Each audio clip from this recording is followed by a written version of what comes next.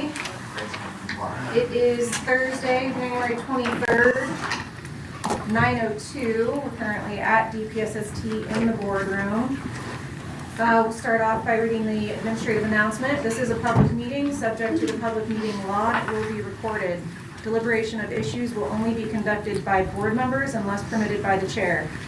Individuals who engage in disruptive behavior that impedes official business will be asked to stop being disruptive or leave the meeting.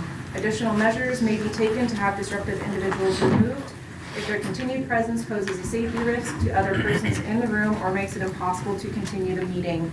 We'll do introductions. Juan, if you want to go ahead and call. When I call on you, please state your name and who you represent for the record. We'll start with you, Vice Chair. Denisha Barrett, Beaverton Police, Non-Management Law Enforcement. Member Bennett. I'm Martha Bennett. I'm the City Manager of Lake Oswego, representing the League of Oregon Cities. Member Cameron. Jennifer Cameron, Lynn County Patrol and Probation, representing non-management patrol and probation. Member Carriger. Jack Carriger, Gates Fire District, representing the Oregon Volunteer Firefighters. Member Cotting. Casey Cotting, Oregon State Police. Member Daniel. Mark Daniel, Mount Angel Police, representing the Oregon Association of Chiefs of Police. Member Fletcher. Mike Fletcher, Deputy SWIC, State of Oregon, representing APCO 911. Member Gillespie. Brian Gillespie, Fire Chief, Portland Fire and Rescue. Member Hazenkamp. Jeremy Hazenkamp, Private Security. And then online, Member Heppel. Chris Heppel, Deputy Chief, Eugene Springfield Fire, representing the Oregon Fire Chiefs Association. Member Jones. Maury Jones, Public Member. And Member Lunson. And then Member Morneau. Joseph Morneau, FDDA. Scotty Downing, Salem Police, non-management enforcement. Member Olson. Doug Olson, FBI. Member Reese. Mike Reese, representing. Member Rowan. Sheriff Terry Rowan, representing Oregon State Sheriff's Association.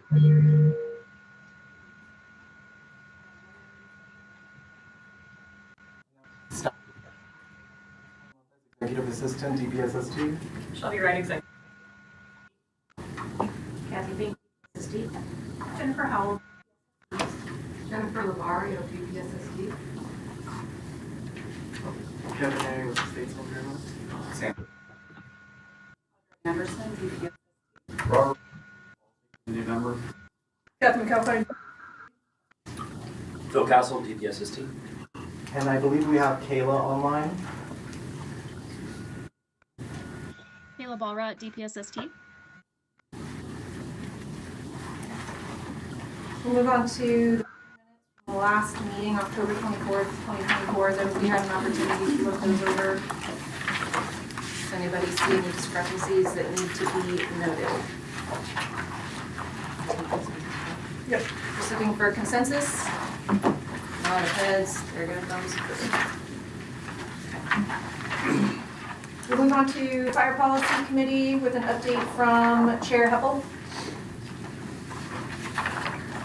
Thanks, Chair, for the opportunity here. Just a couple updates for Fire Policy Committee. You got a few items on your consent agenda to take care of, as well as a committee appointee on that same agenda. With that, just a thank you to Tim Holmbrecht, who from Oregon Department of Forestry timed out after 2 terms on the Fire Policy Committee, and we'll be looking to fill his position going into the forward. With that, no further updates. We're looking for a motion to ratify items A through D.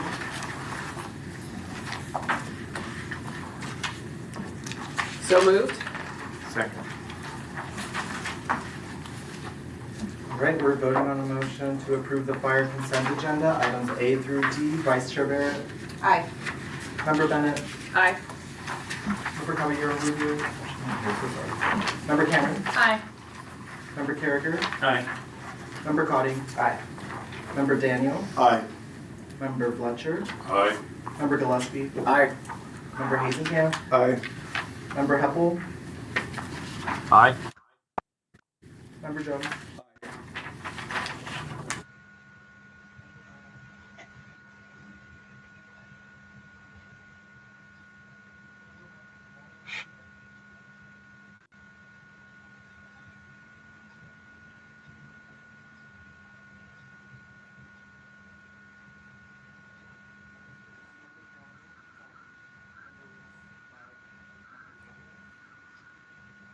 Aye.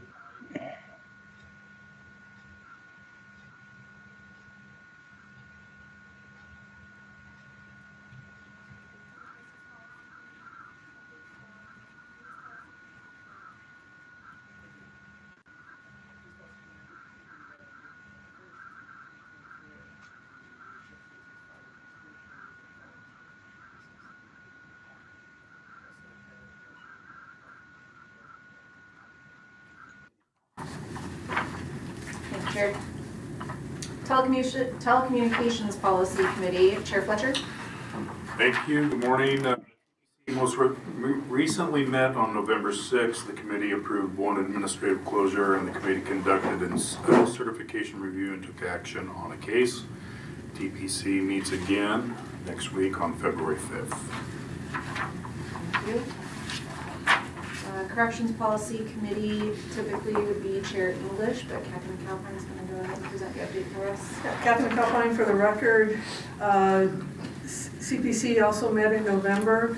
They reviewed a total of 10 cases, 7 administrative closures, and 3 discretionary cases, which are listed below in the consent agenda. And at that point, we reappointed Aaron Reyes to the Applicant Review Committee, along with a new appointee, Mark Lauren. Okay. We will be looking for a motion to ratify items A through K, not including J. We'll pull that out and have discussion shortly after. Scotty Downing will make that motion. Mark Daniel, second. All right, we're voting on a motion to approve the criminal justice consent agenda, items A through K. Vice Chair Barrett. Aye. Member Bennett. Aye. Member Cameron. Aye. Member Carragher. Aye. Member Fletcher. Aye. Member Gillespie. Aye. Member Hazenkamp. Aye. Member Heppel. Aye. Member Morneau. Aye. Member Downing. Aye. Member Reese. Aye. Member Rowan. Aye. And Member Ruiz Temple. Aye. Motion passed. Thank you. Item J is a law enforcement memorial wall nomination. Looks like it's a historical one from PPB, and Kathy McAlpine is going to present that to the group. Thank you, Chair. Captain Calpine, for the record, it's always an honor to be able to identify some of our historical line of duty deaths. And in this case, this was some time ago. As you have in your packet, this was May 10th, 1917. Patrolman Andrew James Laugesen was on duty in Portland, Oregon, when he boarded a slow-moving streetcar and was suddenly thrown to the pavement when it lurched unexpectedly.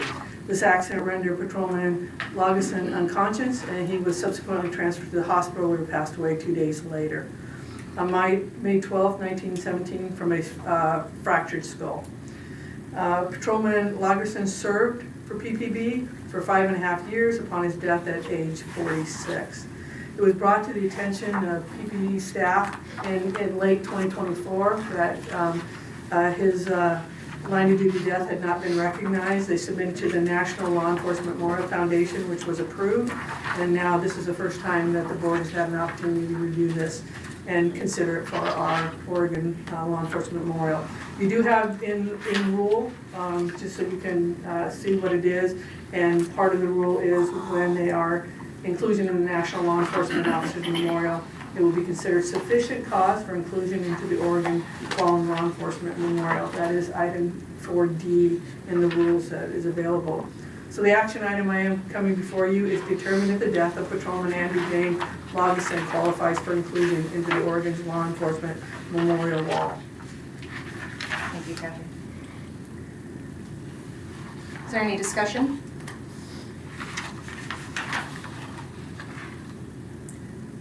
Barrett, for the record, I'll add that while the inclusion is sufficient enough to get it in there, there's other things that are found within the material also noted by Kathy that fit to include. He's a police officer, he was injured on duty, it was a line of duty activity, The information must be submitted by the potential honoree's employer, which it was out of PPB from a current employee there, and there was supporting documentation, so it fit several areas within that ORS. Thank you, Chair, for that. Yep. And you need to make a motion? Do you make a motion? Or just to determine consensus? Just a consensus. Do we have consensus that fits? Perfect. Thank you. Absolutely. And that will be for the May, I'm sorry, for the May memorial. Thank you, appreciate it. Moving on to Private Security Investigator Policy Committee, Chair Lenzen, update?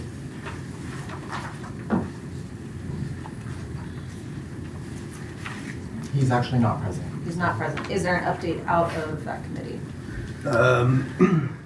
I know that we're set to meet next month, I think, since the last meeting, I believe. So I don't think they're at this time. I know that they, I believe that the fee stuff we talked about last time, I think did move forward. I didn't see anybody from private security still here, but we are meeting next month, so we'll have an update for the next meeting. Thank you, appreciate it.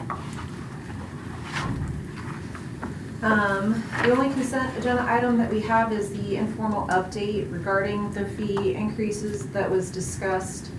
It doesn't need to be presented again, correct, Jennifer Howell? Correct. Jennifer Howell, for the record, we provided the informational update to share the complete public comment record with the board. The fees will go into effect February 1st, and then the next step for the fee increases is to go through the legislative ratification process. Okay.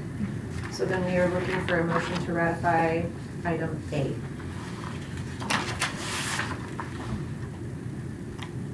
Jack Carrier, second. Jennifer Cameron, I'll second. All right, we're voting on a motion to approve the Private Security Investigators Consent Agenda, item A. Vice Chair Barrett? Aye. Member Bennett? Aye. Member Cameron? Aye. Member Carey? Member Cotting? Aye. Member Daniel? Aye. Member Fletcher? Aye. Member Gillespie? Aye. Member Hazenkamp? Aye. Member Heppel? Aye. Member Jones? Aye. Member Morneau? Aye. Member Nowning? Aye. Member Reese? Aye. Member Rowan? Aye. And Member Reese Temple. Aye. Motion carried. Agency updates. Director Castle. Thank you, Madam Chair. Phil Castle for the record. Good morning. A couple things I want to say off the bat. I always say thank you so much for your time to be here. This is a big commitment. Legislative session started a couple of days ago. There's a lot of hustle and bustle at the Capitol and certainly around here, and all of your jobs are very, very busy. So I really appreciate your time and commitment to this process. I also want to thank the team. There's a lot of work that goes into the preparation of these boards, and I really appreciate you all for all the work that you do to put this together. So thank you very much. The first thing I want to talk about is a little bit bittersweet. Some of you know we've had some challenging times as of late, and I appointed a new deputy, Bill Steele, who has done an amazing job. He stepped in when we needed him. He's brought some incredible leadership and stability to the organization, and been right there at my side through everything. And now that we're through it, he's let me know it's time for him to ride off into the sunset. And he's earned every second of it, and I'm grateful for the time he did give us. So Bill will be departing the agency with our sincere thanks as February 7th. He will be leaving us. So I wanted to let everybody know about that. Legislative session. It's incredible. You may have heard there's somewhere around 2,500 bills sitting there. Who knows what will gain traction or what will go through, but there's a lot of public safety bills, a lot of things mentioning public safety. My peers at the table here are all wrapped into it just as much as I am. You have in your packet a list of bills that we are tracking closely. There's 28 of them that are just at the top of our list. DPSST is mentioned in roughly 160 bills. Far too early in session for us to know which ones will gain any traction or which ones we'll need to make you more aware of. And Director, may I just interrupt for just a second? Again, Catherine McAlpine. It's an attachment, and so if you're here in person, these are being handed if you didn't get it when you signed in. For those online, it was sent in a separate email, so you're not frantically looking in your book to find it. Just want to clarify. Again, thank you, Director. Thanks, Kat. So we're following 28 of these bills. Of note, I'll highlight House Bill 5032 is our financial bill, and in the GRB that was published, I believe 2nd December, is that right? 2 December, GRB was published. DPSST did quite well in the GRB. We were CSL, which is really great, and then some. So there were 3 of our policy option packages that I briefed you on previously included in that GRB. The most noteworthy of that, of the policy option packages was the learning management system. That is huge. That is some technology that this agency has needed for a very long time. We're super excited that it is being entertained in the GRB. Also, the second pop would be a staffing package that really focuses on our regional training. On our listening tour, we heard loud and clear from our constituents that we need more support in the regions for training, and that policy option package supports that, including 2 wildfire trainers, which we obviously really need. The third policy option package provides monies for a study to increase the size of the footprint on the campus, meaning studying new building structures that will be needed as our workload continues to grow here at DPSST. So all very good news. We'll be testifying on that bill on April 21st and 22nd. We're a little later in session than most of my peers that I'm aware of. I think most of you all are testifying a little bit earlier on your financial bills. It's long testimony, I understand. I've never done it before, but a couple of my peers here at the table have, and they're helping me be prepared, and as is the governor's office, to be able to do that. We'll also be testifying on February 6th to the Public Safety Subcommittee on Ways and Means, and they have asked for us to testify about our forecast for basic police in 2025-27 through 27. We just received our data from a survey back from all of our 128 responses of our law enforcement agencies out of 180, so that's pretty darn good. And of those 128, it represents about 94% of all our sworn officers, so it's a pretty good representation of what's going to be happening. There's not a bunch of huge surprises in that forecast. What we see is sort of a small decline in immediate volumes, but it's going to be somewhat erratic for a period of time. And there's a bunch of reasons for why it's erratic, from municipal budget timing to the availability of, we still struggle with qualified candidates. That is a real problem out there. And there's also a lot of lateral hiring happening. So high percentage, 37% of all hires in law enforcement right now in the state of Oregon are lateral. That is a very hard thing for DPSST to wrap its arms around and to be able to track and be able to know and anticipate how many we're going to have to train as a result of that. Those laterals are moving in all directions. A few years ago, there was a pretty consistent direction of Tier 3 agencies and Tier 2 agencies, which are your smaller agencies. Tier 3, as a reminder, would be 1 to 24 officers. Tier 2 would be 25 to 99 officers, and Tier 1 is 100 or more officers. In the state of Oregon, we have 12 Tier 1 agencies. 70%, no, about 60% of our agencies are Tier 3, so small agencies. So several years ago, there was a consistent movement from Tier 3 up to Tier 2 and Tier 1. Now that's changing.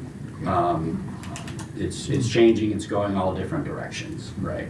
It's not uncommon to see Tier 1 moving down to Tier 2 and Tier 3, right? So there's some really interesting data out there, and there is a very clear shift in culture, and we've also done another survey that we're aggregating the data on now, which is called Choosing to Serve. So we are trying to determine and help agencies determine, like, what is it that people want, right? What is it that prospective employees, prospective officers want out of their profession? What are they really looking for? And some of the preliminary things we see in there are kind of interesting. And there's some interesting data out there about why people are leaving agencies too. And it's not what you would expect. There's a top 5 reasons, and again, we're not done aggregating the data yet, but we've pulled chiefs and leadership specifically, and then officers specifically, and to see their responses and the differences in their responses is quite interesting, right? Generally, the top 3 reasons are super aligned. The chiefs and the officers are kind of tracking. The bottom 2 are misaligned. And it's interesting. You all will get a copy of the survey once we have it done. I'll make sure you also get a copy of our report that we'll be providing to the legislature on February 6th about our forecasting data. But it's very interesting. The good news is the report shows that the amount of officers that we have to train, especially the next year, lines right up with our CSL, plus or minus 20.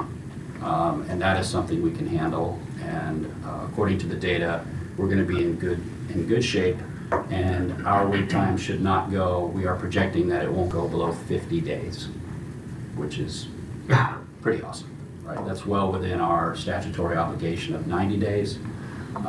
So we're pretty happy about that.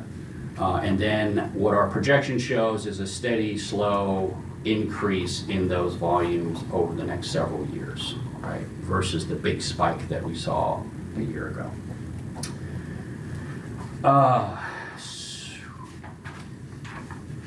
I want to take a moment. I always appreciate the service in the room and how busy you all are. And I understand we have somebody in the room who will be retiring. And I wanted to recognize Chief Gillespie. I understand you're retiring in March. Yes, sir. Yeah, beginning of March. I have something for you. We have a plaque for you, but unfortunately that's not here. So I'm going to give you one of my director's coins, which I'm very jealous about. Thank you so much for your service. Thank you, sir. For everything, not just the board, but for City of Portland, State of Oregon. Thank you very much. I appreciate it. And congratulations. Thank you. Yeah, thank you. I'm excited for the next chapter. I'm going to take a little break. I'm going to retire beginning of March, take a little break, and then I imagine I'll be back in the workforce at some point. I'm going to reacquaint myself with my family and go to the gym every day and get healthy again. But this experience down here and the people I've met and had the opportunity to work with has been fantastic. Starting with the Fire Policy Council, and just an example of the partnership in the state is what happened a few weeks ago. And under Mariana, we were able to mobilize and deploy to our neighbor to the south extremely quickly.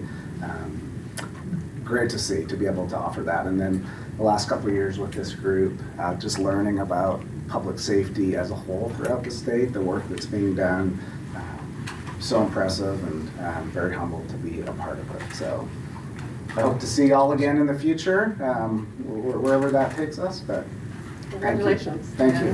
Good for you. Thank you very much. And speaking of fire, I want to make space for our fire program manager, Caleb Allrott, to give a fire program update. Good morning, everyone. Thank you, Director Castle, and congratulations, Chief Gillespie. Well deserved. I'm sure we're all jealous, but congratulations, and hope you enjoy your break. A couple of updates for the fire program. Caleb Allrott, for the record, if I didn't say that, I'm the fire program manager. Most recently, staffing update, Brooke Bell-Uribe was the successful candidate for our fire certification supervisor position that has been vacant for about a year now. So she moved into that position. Previously, she was the fire certification coordinator. And so that leaves that position vacant, which we will open very shortly and hope to have that filled also shortly. And great news on the training side, as far as staffing goes, we've had a vacant gorge position for quite some time now. That is being filled, and that person will start on March 3rd, which means great news for the training side. That means that it's all filled. Training has not been filled for quite some time, several years, in fact. So as of March 3rd, I'm very excited to say that we may have actually an entire just no vacancies in the fire program, which is great news.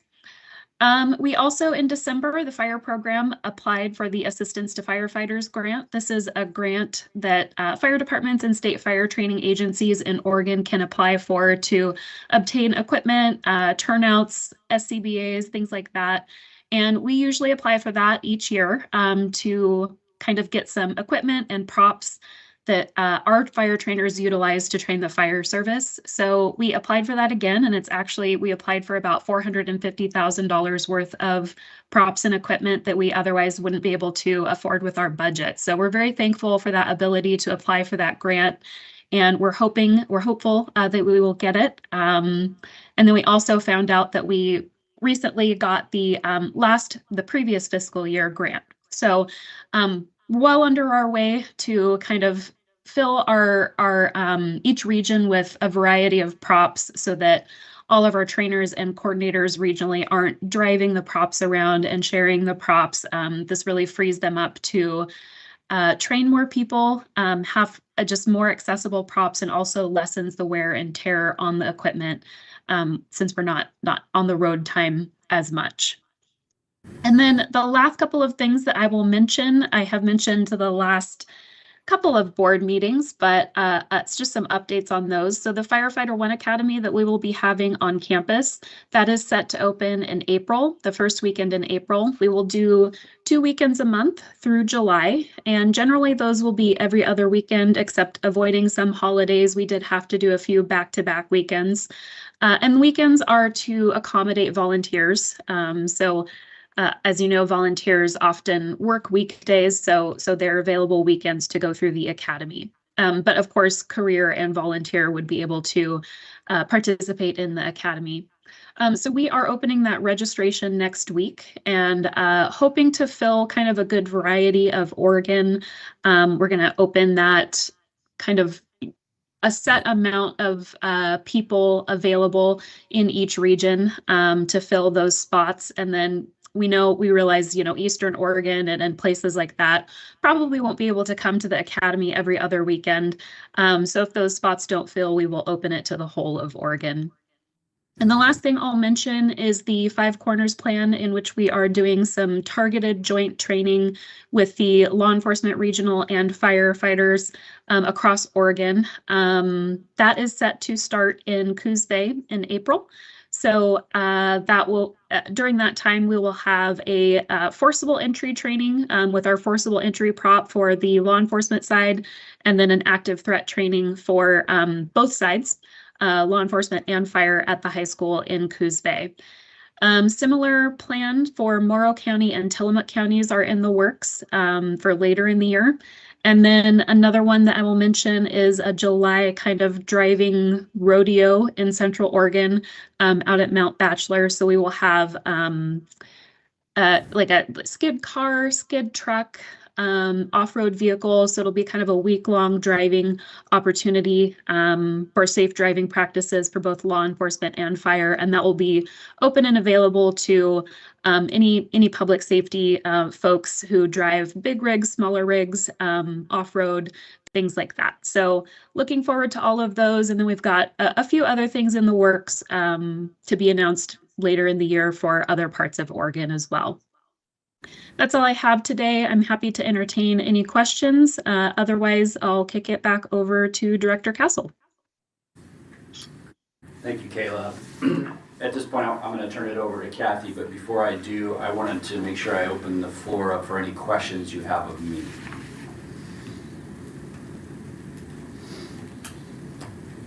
Hearing none. Okay. Thank you, Director. Captain Kaufman, for the record, a few additional updates. The most important one, I'm sure the Director is just eager for me to bring, is that it's the Director's annual evaluation. That'll come out Monday. This happens every year. So please, if you haven't seen it, check your junk or other folders. It is open for 2 weeks only and closes on February 7th. This is going to look a little different because we're actually combining. We're required by statute for the board to do an evaluation, but also through the governor's office and DAS, there is a separate survey that goes out through peers, constituents. And so they're combined. It'll be through Gallup. And it should be about the same length, so I didn't add a whole bunch of stuff to that. And if you have any questions, Shelby is our point of contact regarding that. Anything I missed, Shelby? We're good? Okay. So again, we just appreciate your participation in that, and I know the Director is always looking for feedback and like that. As mentioned, the Director talked about the legislative packet. Again, the only thing I'll add on that is if you do have any questions, how we prioritize our role or anything like that, you're welcome to reach out to Jennifer Howell directly. She's made herself available, and of course, the Director and I as well as we go through this process. Something that I'm not sure historically how it's been reported in the past, but by statute, House Bill 4207 and 3145, you know, is our database, and also the economic sanctions for police officers only, even though we collect, you know, action taken by all public safety. It's just things of note, and I'm happy to send out this report. It just went to the governor's office right now. But unlike 2023, we had 18 revocations. In 2024, we had 30. 27 of them in 2024, but 3 were kind of carryover until end of 2023. But the data hadn't been in this report, so I added that. What is very important to note is that it's not an indication of the officers, because these span from 2019 to 2024. So there's not a, you know, we don't want to misinterpret the data and saying that we had some, you know, really rogue officers doing something all of 2024. What I attribute to is efficiencies. And efficiencies of our staff and the compliance coordinators that we're able to process, and also try and not overtax all of you that are on the committees, and in this case the Police Policy Committee, but yet giving you a few volumes to have to read and get through that. So a lot of the success goes to your ability to review and make some meaningful decisions. We did have 43 that resulted in voluntary surrender for lifetime. Only about 30% were on-duty conduct. About 12 were criminal cases. And then 2 were mandatory revocation. So in other words, it bypasses the committee and goes right to a hearing if they choose to. Of the 24 cases that went through the discretionary committee, 11 of those voluntarily surrendered their certification prior to the committee having to hear it, and the board also finalizing that. 70% of these officers are ineligible to hold certification in the future. And 63% of these cases, the officers had 10 or more years of experience, so these are tenured officers. 10 of them held basic, 5 intermediate, 10 advanced, 3 supervisory, and 2 executive.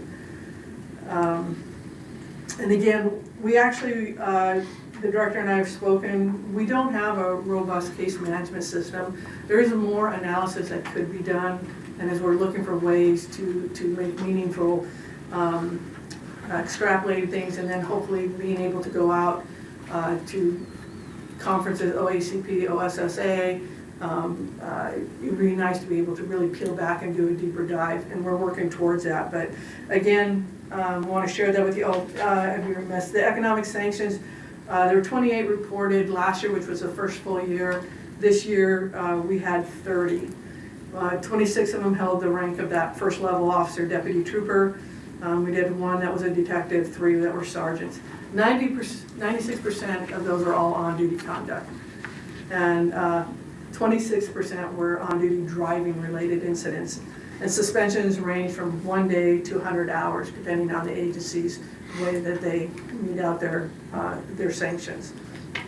So again, I just want to draw your attention to that. And again, that cannot happen if we can't meaningfully get these cases through the system, through the committees, and into the board for final determination. So again, I thank you for that. The other thing, it was already mentioned kind of in the committee updates, but you know, Mike Fletcher being humble on the telecommunication, he was volunteered for the ARC as well. So we have 4 new members on ARC. And so yesterday we had our meeting, we were able to have a quorum and actually get through the material. Excuse me. Other thing of note, annual maintenances went out. Those are important to get on top of officers' deficiencies. And private professionals. For the first time in Susie's historical memory, we got through all the backlog by the end of 2024. And that is huge. And that's contributed to the staff that worked their butts off on that. So again, shout out to them. Sorry, needs a little bit of water, but happy to answer any questions you may have.